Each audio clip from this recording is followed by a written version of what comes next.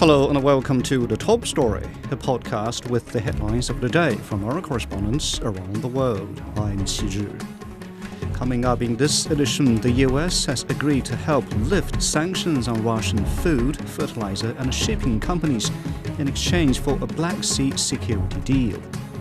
The Trump administration is under sustained pressure over a national security breach. And in Haiti, violent clashes continue in Port-au-Prince, raising fears the capital could soon fall into the hands of armed gangs. First, we break down the latest on the Ukraine ceasefire talks. 3 days of talks in Saudi Arabia on a possible Ukraine ceasefire have ended without a joint statement. Russia, Ukraine and the US shared mixed views on the discussions, and it's unclear if an agreement will follow. Nadia Swan reports from Riyadh. After 3 days of intensive negotiations in the Saudi capital Riyadh between the United States and teams from Russia and Ukraine, the United States has announced a breakthrough in partial ceasefire talks.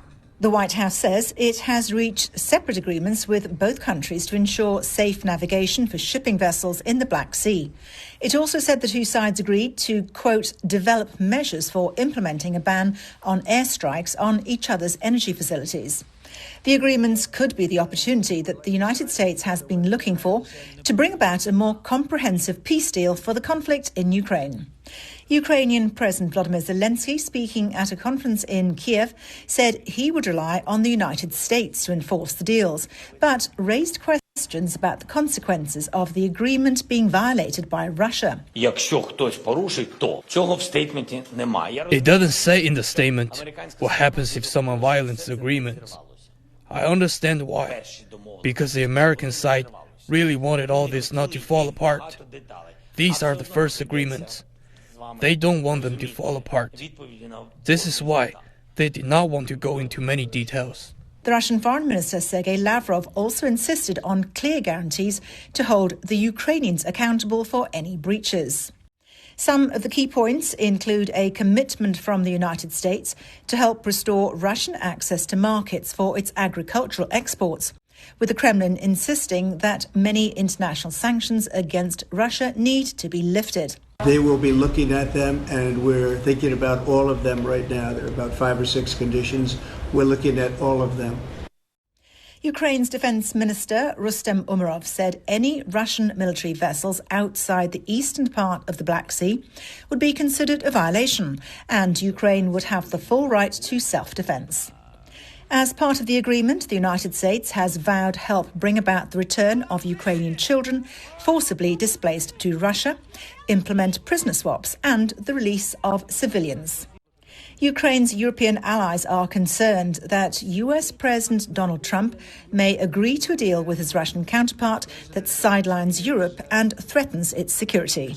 The United States' ambitions for a more comprehensive ceasefire to cover the whole of Ukraine may be somewhat further down the line. That was Nadia Swan reporting from Riyadh. Reuters reports that the US has agreed to help lift sanctions on Russian food, fertilizer and shipping companies in exchange for a Black Sea security deal. Dasha Chinishova reports from Moscow. Finally, have the statement from the Kremlin which suggests that indeed Moscow and Washington have agreed to ensure the implementation of the so-called Black Sea Initiative, which includes ensuring the safety of navigation in the Black Sea, the non-use of force and the prevention of the use of commercial vessels for military purposes while organizing the appropriate control measures on those vessels. Moscow also says that there has been the agreement with the United States that Washington will help restore Russia's access for agricultural and fertilizers markets. However, both of those clauses could only come in force only after there is some lifting of sanctions, and that means the restoration of the SWIFT payment system for Russia's Rossельхозbank. That's the bank that is mainly used for the agricultural exports, as well as some other financial institutions that are involved in the exports of food from Russia and other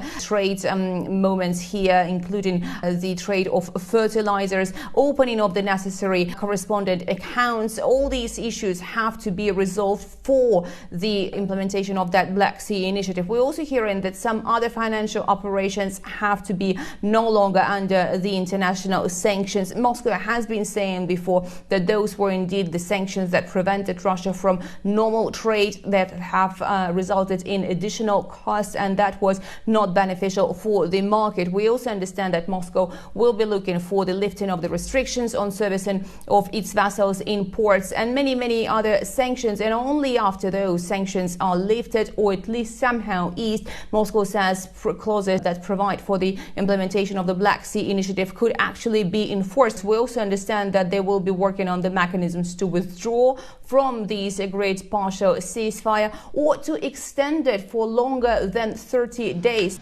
That's Dasha Chinisheva in Moscow.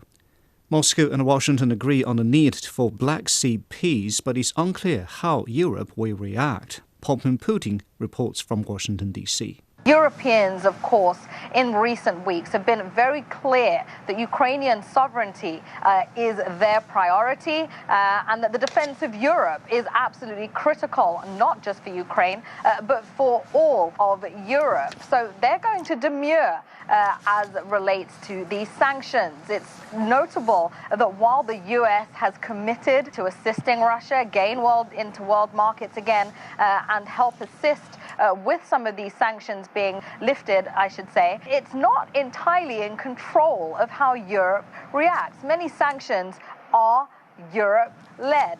And so there's some confusion about how much leverage the U.S. could possibly have. But of course, we do know that in terms of contributing arms and financial resources, the U.S. has been critical for Ukrainian defense in this ongoing conflict. And while the Europeans have said that they are building up their own defense force and they have gathered this coalition of the willing, they are still in need of what they call that U.S. backstop. So they're going to be treading a very fine line in terms of following suit where the U.S. is concerned, while still maintaining their perspective that U.S. defense is of critical importance. That's Poppin Putin reporting. Moving on to North America, the Trump administration is under sustained pressure over a national security breach. Top security officials discussed war plans against Yemen's Houthis in an online group chat that accidentally included a journalist. National Security Advisor Mike Waltz has taken full responsibility for the leak, calling it embarrassing. Democrats are demanding the resignation of Waltz and Defense Secretary Pete Hegseth. Jim Spellman reports from Washington, D.C. The story is sending shockwaves through Washington. Jeffrey Goldberg, editor-in-chief at The Atlantic magazine, revealing that National Security Advisor Mike Waltz inadvertently included him in a private group chat discussing military plans on the commercially available encrypted app Signal. Why would they do it on Signal? Why would they do this on a messaging app? And why would they invite the editor-in-chief of The Atlantic to watch? The chat included more than a dozen national security officials, including Waltz, Defense Secretary Pete Hegseth, Vice President J.D. Vance, Director of National Intelligence Tulsi Gabbard, CIA Director John Ratcliffe, and Secretary of State Marco Rubio. The topic: plans to launch attacks on Houthi rebels in Yemen. After the U.S. missiles hit their targets in Yemen, the text thread included congratulations and emojis. The White House has confirmed the authenticity of the messages. Since the article was published Monday, Trump administration has been in damage control mode. At a Senate hearing, Gabbard and Ratcliffe argued that Signal is an approved app for some non-classified uses. My communications, to be clear, in a Signal message group were entirely permissible and lawful and did not include classified information. Hegseth denied wrongdoing and attacked Goldberg. Nobody was texting war plans, and that's all I have to say about that. Thank you. No, that's a lie. He was texting war plans. He was texting attack plans. I continue not to publish it because it felt like it was too confidential, too technical, and I worry, honestly, that sharing that kind of information in public could endanger American military personnel. Democrats are pouncing. It's bad enough that a private citizen was added to this chain. But it's far worse that sensitive military information was exchanged on an unauthorized application. You can't have it both ways. These are important jobs. This is our national security. The chat also included divergent views about attacking the Houthi rebels, with Vance pushing for restraint and others backing the attacks. Democrats and other critics of the Trump administration are calling for National Security Advisor Mike Waltz to be fired, saying his actions were reckless. Some Republicans are wondering why Waltz had Jeffrey Goldberg's cell phone number in the first place. But President Trump says Waltz, quote, learned a lesson, and the White House still supports him, at least for now. It wasn't classified information, so this was not classified. Now, if it's classified information, it's probably a little bit different. But I always say you have to learn from every experience. I think it was very unfair the way they attacked Michael. He's a good person. That was Jim Spellman on the aftermath of the security breach in the U.S. The leaked messages have also shed light on the escalating discord between the U.S. and its long-term allies across the Atlantic, as top Trump aides openly accused Europe of freeloading. When asked about the breach coming out of the White House, a spokesperson for UK Prime Minister Keir Starmer said Britain will continue to work with the US on regional security in the Middle East. The spokesman also insisted London is confident any communication of British intelligence with Washington would not be leaked. However, former Belgian Prime Minister Guy Verhofstadt said via social media that the leak was another wake-up call for a real European defence. Kate Fisher has more. As for the relationship between Europe and the US, certainly this is nothing to help that already shaky relationship. You could argue it's at its lowest point since the Second World War, and the kind of comments that were used, the Vice President, J.D. Vance, saying that he hates bailing Europe out again. That's in reference to the fact that they were bombing these Houthi targets to try to protect the trade corridor of the Red Sea, which is used more by Europe than the US. And then Pete Hegseth, the Defense Secretary, saying, I fully share your loathing of Europe's freeloading. It's pathetic, and that was in capital letters. So that kind of language is not going to help of the relationship that is already damaged get any better. That was Kate Fisher on the US-Europe relationship that has come under increasing scrutiny. Staying in the Americas, in Haiti, violent clashes continue in Port-au-Prince, raising fears the capital could soon fall into the hands of armed gangs. The past month alone saw over 60,000 people forced to flee their homes. A U.S. special envoy says Washington is developing a strategy to support the Caribbean nation's police forces. Haitian police and international security groups have been able to fend off gangs from some areas, but they're far from containing the violence. Harold Isaac reports from Port-au-Prince. Haiti is in the grip of one of its worst crises in recent history. Armed groups have tightened their control over large parts of the capital Port-au-Prince and beyond, leaving millions trapped in a cycle of violence, displacement, and economic despair. The political landscape remains fragile, with the Transitional Presidential Council struggling to assert its authority amid infighting and public distrust. The United Nations says the security crisis has forced over 1 million people in total to flee their homes, with a sharp increase in displacements seen last year. Humanitarian agencies say about half of the population is facing acute food shortages. Many displaced citizens have sought refuge in makeshift shelters with little access to food, water, or medical care.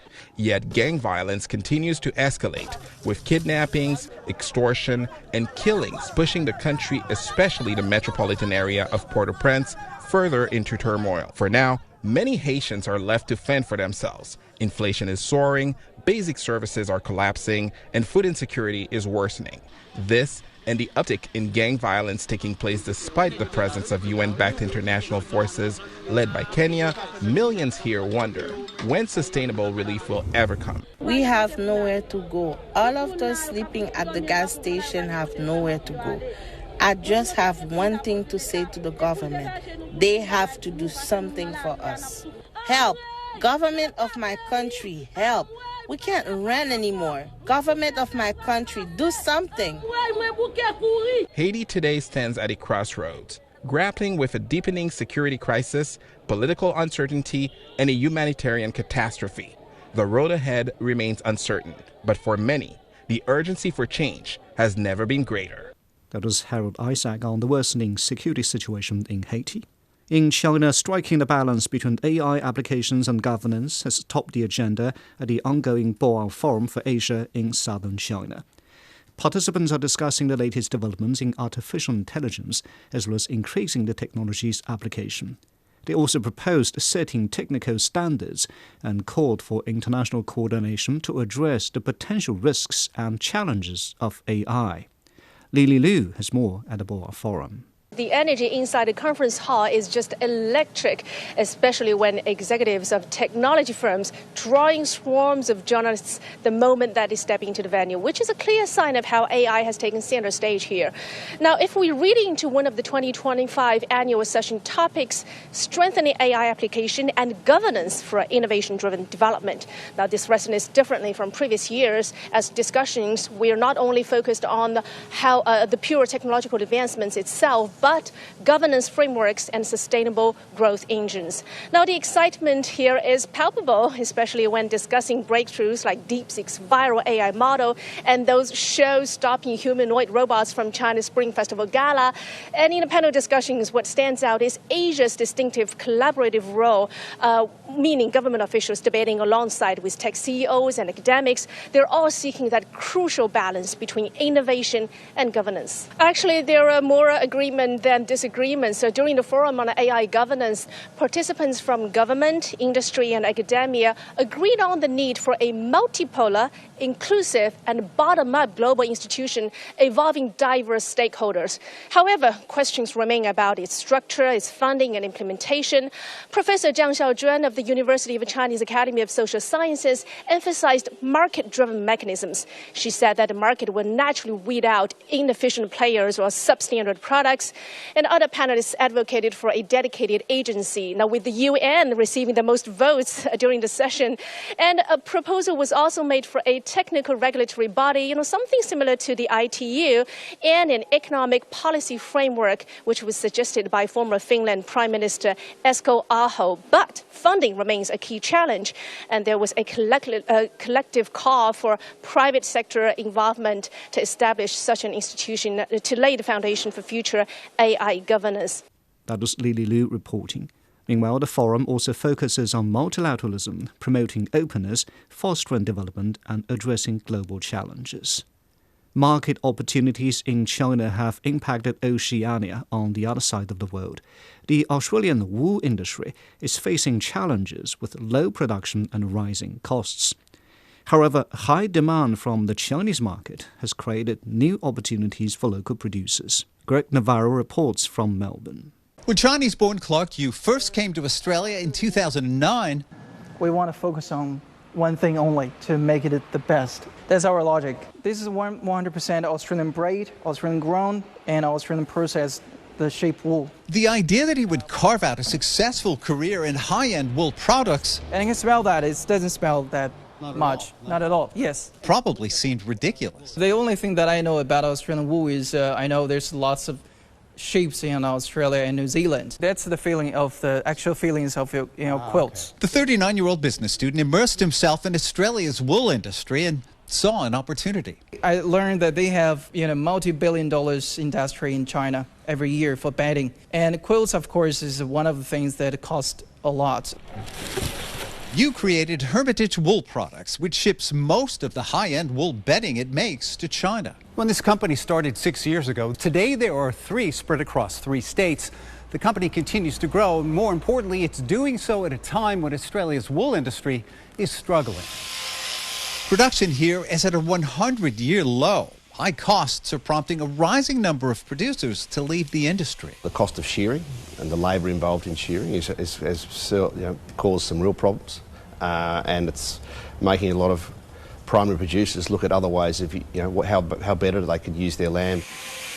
Around 85% of the wool Australia produces is exported to China. China was able to provide this processing capacity at the best cost at the time, and then supply the world with the amount of wool products that it needed. Now an increasing amount of Australian wool is staying in China, where it's used in domestic garment markets, and that's presenting a new opportunity for Australian producers.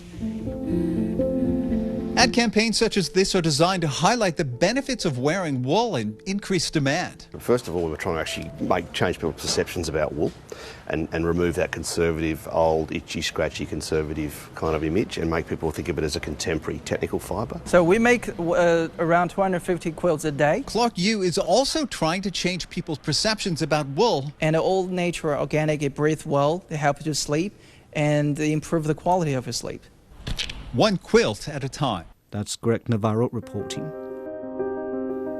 Recapping the headlines, the US has agreed to help lift sanctions on Russian food, fertilizer and shipping companies in exchange for a Black Sea security deal. The Trump administration is under sustained pressure over a national security breach. And in Haiti, violent clashes continue in Port-au-Prince, raising fears the capital could soon fall into hands of armed gangs. And that's it for this edition of The Top Story, a podcast that brings you world headlines every weekday. For more news in politics, business, sports and culture, you can subscribe to the Beijing Hour, a one-hour podcast news magazine program. We would welcome and appreciate all ratings and reviews. I'm Qi Zhi. Thank you for listening.